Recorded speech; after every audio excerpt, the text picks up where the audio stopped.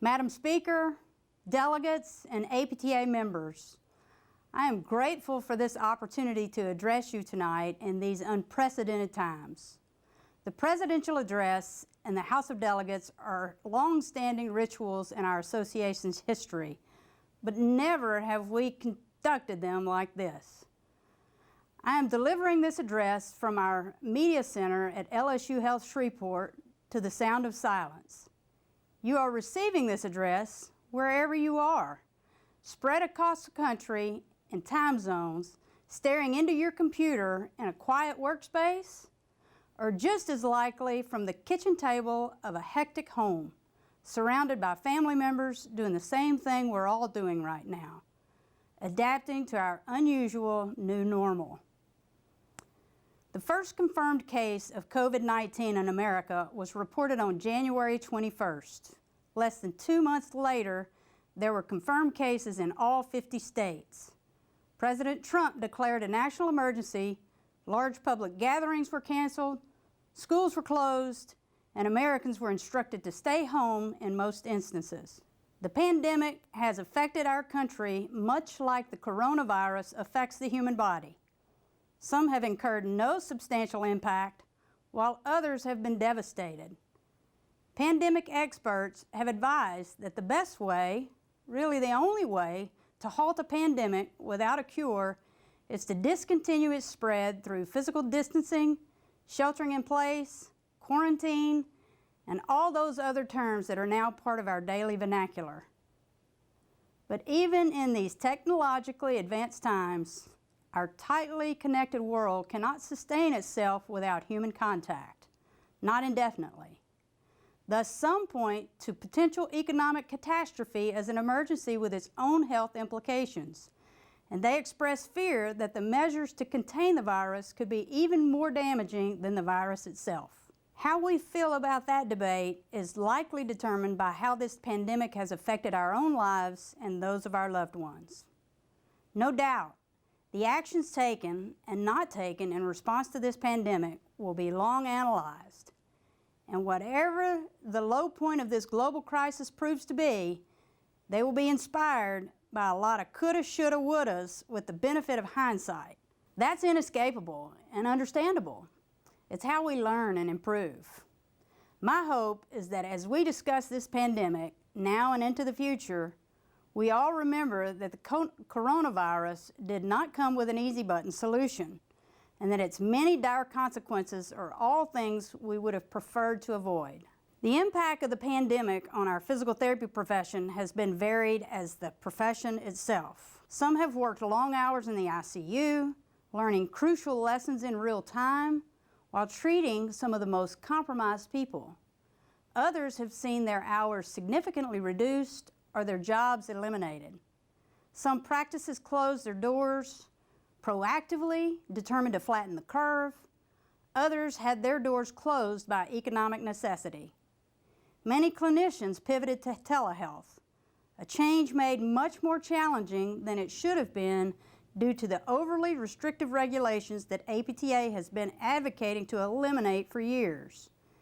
Meanwhile, our students missed out on clinical rotations and in-person lab time, and the graduating classes of 2020 will add to their significant student loan burden the daunting challenge of finding stable employment in a disrupted health delivery system.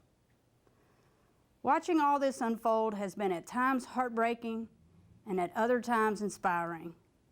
History, most consequential moments are often woven from threads of tragedy and triumph. This one is no different. At times like this, it's worth recalling that our own profession's history is familiar with adversity on a global scale. In fact, we originated from it. Our profession and association are rooted in the aftermath of the First World War and grew up throughout the Second. One of our association's founders almost 100 years ago, and our first president, was Mary McMillan, the first Reconstruction aide sworn in during World War I, who spent much of World War II providing care while being held as a prisoner of war in the Philippines and China.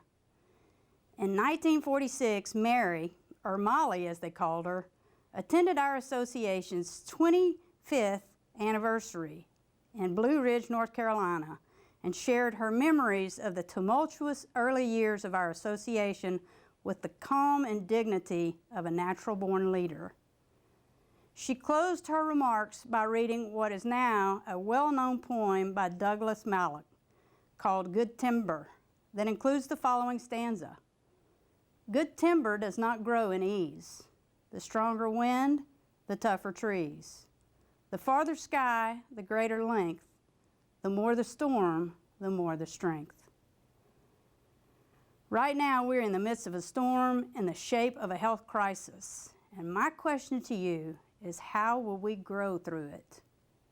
Likely, some things that seemed significant a few months ago already have been revealed to be less essential and should be allowed to uproot and drift away. But at our core, we must remain firmly planted.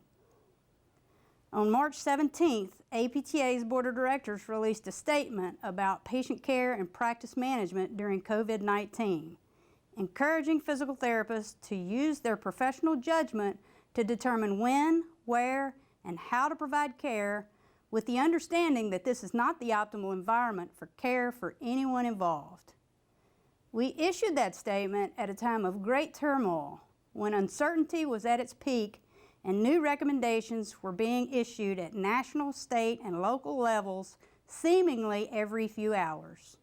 The board knew our statement would be received with varying opinions, from support to dismay. Some hoped we would call on all outpatient clinics to close their doors in order to protect workers and flatten the curve. They thought our guidance missed the mark. But as I talked to members of our physical therapy community who felt this way, I heard a recurring theme. Many physical therapists feel they do not own their clinical decision-making and that they wanted the association to make that decision on their behalf. That should be a point of concern for all of us. Let me be absolutely clear. Their outcry was not evidence of some moral or ethical failure.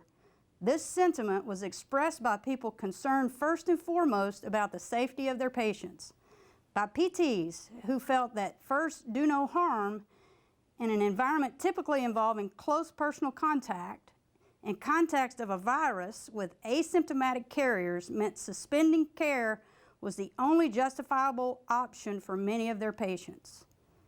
And of course, that's what should be done if, in your professional judgment, you believe that the potential risk of care outweigh the potential benefits. No, what their concern revealed is that too many in our profession feel their care is not determined by their own professional judgment, even though our license obligates it, even though our commitment to evidence-based care demands it, even though we have spent decades fighting for our right to make patient-centered decisions based on their needs and specific circumstances, and even though we have justifiably bristled at payment and regulatory restrictions that assume that all patients in a given situation are the same. If this pandemic revealed anything that must change, quickly and significantly, that's it. Employers who are impeding physical therapists' judgment must stop. Physical therapists who are conceding their professional responsibility must reclaim it. And all of us must begin talking about this openly, not in an attempt to castigate individual practices or clinicians, but out of the determination to live out our most sacred values. I don't pretend it's simple, but that doesn't make it less necessary. Good timber does not grow in ease. This crisis also demands that our association adapt to figure out ways to support a profession that could find participation in APTA even more challenging. Already, our association has demonstrated its value. For several weeks, starting in mid-March, traffic to APTA's website tripled. The strength of our federated model was exemplified by an outpouring of expert resources from our chapters and sections. And whenever confusion and misinformation on social media threatened to take over our profession's grasp of the regulations of the day, APTA was there to provide clarity we could count on. In a time of great need, APTA proved to be the trusted leader for the physical therapy profession. If you want a case study about the importance of membership, look no further than what happened with telehealth. Longtime advocates know that progress in this arena is typically measured in years, sometimes even decades. But COVID-19 accelerated the pace, and over a few weeks, our profession's ability to deliver telehealth evolved rapidly, and not by happenstance. Along the way, there was that peculiar period when CMS added therapy codes for telehealth but failed to recognize physical therapists as telehealth providers. Not long after, CMS included physical therapists in private practice among providers who can furnish telehealth, as well as PTAs working under their supervision. But this happened only because of the tremendous relationships developed by our advocacy staff and the action of thousands of members who wrote letters to amplify our voice. None of that change happened on its own, and when COVID-19 softened the ground, our strong national association was essential to capitalize on the opportunity. To everyone who supports APTA through membership and engagement, thank you. You've contributed to what we have been able to deliver. But I am speaking now to everyone in our profession, to members and potential members, to PTs, PTAs, and students, to clinicians, researchers, and educators, to those whose sense of professional purpose has been sharpened by COVID-19 like steel on steel, and to those who have doubts about their future. Society needs us. It needs us to care for patients who have complications specific to COVID-19. It needs us to provide alternatives to surgery to keep people out of hospitals unnecessarily. It needs us to help people improve their strength and balance and prevent life-threatening falls. And it needs us to keep people active, because while fitness doesn't provide immunity, it certainly improves overall health and resilience. Serving society amid a contagious pandemic requires bravery and selflessness, yes, but also thoughtfulness. If clinical practice emerges from this crisis looking like it did going in, we will have missed an opportunity to grow and learn. Again, we must look to our history. The polio epidemic plagued our country to some degree from about 1919 to 1955. As with COVID-19, it caused symptoms so mild that carriers were unaware they had it, and it caused death. The paralysis inflicted in some fit no clear pattern. Sometimes all but one muscle in a group would be paralyzed, sometimes only one muscle. Over the decades, multiple treatment approaches and philosophies emerged. It was a time of iron lungs, Hubbard tanks, and rocker beds. It was an era of hot packs and hydrotherapy. It was a period of dispute between Sister Kenny and Henry and Florence Kendall, among others, as rehabilitation providers debated such things as what and how much to stretch their patients. Hindsight is a wonderful but dangerous thing. It's easy now, and indeed instructive, to reflect on all things that could have been done differently and to wonder how much better the results may have been. But we must remember that the participants were living that history as it was being written, as we are today, but at a time when new information was shared over months, not seconds. In 1947, the Kendalls wrote in APTA's Physiotherapy Review, then the name of our association journal, that when someone asks, "How do you treat poliomyelitis?" there is no specific answer because every patient requires a different approach in treatment. Broad universal guidance would have been impossible then, too, and finding out the path forward took time and collective effort. The Kendalls wrote, "We are all seeing the same symptoms, the same disease, the same problems in muscle imbalance and deformity, and to a very great extent, the same type of end results. Discussions all too often center about differences between new and old forms of treatment.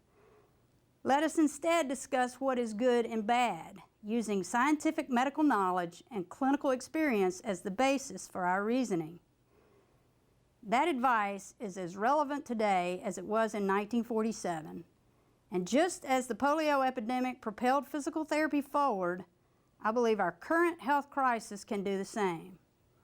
I hope it creates a world in which barriers to our care are permanently removed and physical therapists and physical therapist assistants consistently perform at the top of their license with evidence, confidence, moral agency, and clarity of purpose. I hope we take this opportunity to advocate for ourselves, not just with Congress and regulators, but with other health disciplines, to demonstrate the value we add to create a healthier society. And I hope we embody the unflinching courage of our foremothers. Before Mary McMillan spent about 2 years in internment camps where she contracted beriberi and herpes zoster, and where she battled her own pain while using buckets to create makeshift hot packs to care for others, she was in Manila when Japan attacked Pearl Harbor in 1941. She found the Army hospital in Manila, immediately volunteered her services, and began caring for the wounded as Japan invaded the Philippines. Not long after, on New Year's Eve, a call came over the radio that the Japanese Army had reached Manila. As recounted in a 1944 article in Physiotherapy Review, Mary's first thought was of the supplies of drugs, instruments, beds, and bedding in the Army hospital which could fall into enemies' hands. She called the Red Cross, who were unable to send a van for them, so Miss McMillan, never daunted, borrowed a truck and with 3 women drove to the hospital and filled it with supplies and turned them over to the local Red Cross chapter. These supplies helped to keep the camp hospital going many months. The article states before adding, they had acted not a moment too soon, for within half an hour the Japanese took over. There are 2 key verbs in that story. The first is borrowed, which in any recounting of this act of heroism always appears in quotes. The implication being that Molly didn't exactly ask for permission when she took that truck. The second is acted. In a time of crisis and danger, and a time when there were no easy answers, Mary McMillan acted. How fitting is it that Mary McMillan is the first great pioneer of our association from the start. APTA has been defined by those who act. Before I go, I want to take you back to 1946 again, to APTA's 25th anniversary when Molly read Good Timber and said that physical therapy had given her a very full and satisfying life. Just before reading the poem, one of the great first teachers of physical therapy in the country offered a lesson. Mary said, a physical therapist should keep up with the latest in her profession so when new things come along, she's aware of them so that she may be of greatest service to her patients. She must believe in herself, for without this, others cannot have faith in her. She must have faith in herself. And that doesn't mean cocksureness. That, all too frequently, comes from ignorance. A physical therapist must never let her patients go without hope. And I do not mean false hope either. I mean real hope, because hope helps to chase away fears. Then in words that were destined to stand the test of time, she added, of course, it's not always easy. There will be hard knocks, and it's the hard knocks that help to bring out the best timber in us. Who wants this soft job anyway? To the physical therapy community of 2020, we are months away from the start of our 2nd century. As much as ever, we are in need of bold, brave, trailblazing members of action to lead the way. We are in need of you and each other. The wind is strong, the sky is high, but we are made of good timber. Thank you.